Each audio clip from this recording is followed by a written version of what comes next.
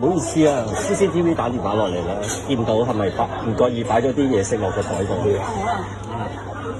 麻煩攞出嚟，因為睇住我做緊嘢，攞翻出嚟就簡單啲啦，好唔好？嚇，因為食物話衞生啦，始終都全部唔緊要嘅，食到可以全部喺度食嘅。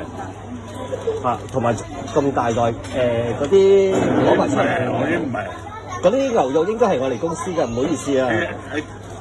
嚇，攞埋出嚟啦！仲有啲蝦啊剩啊，不如成盒攞出嚟好嘛？始終都要保障翻顧客噶嘛。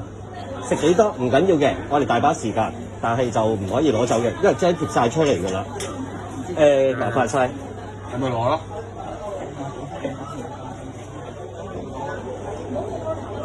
成袋啊！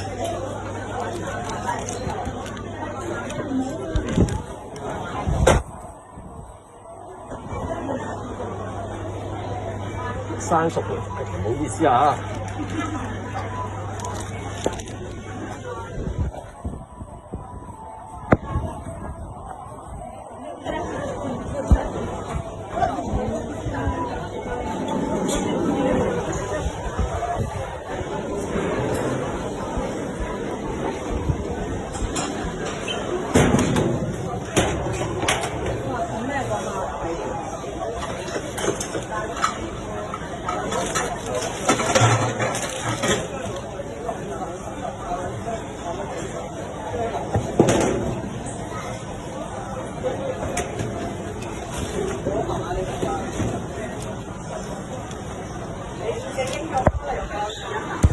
咁啱啱喺 A49嗰度啦，見到個客就盜取咗比較多嘅食材拎走。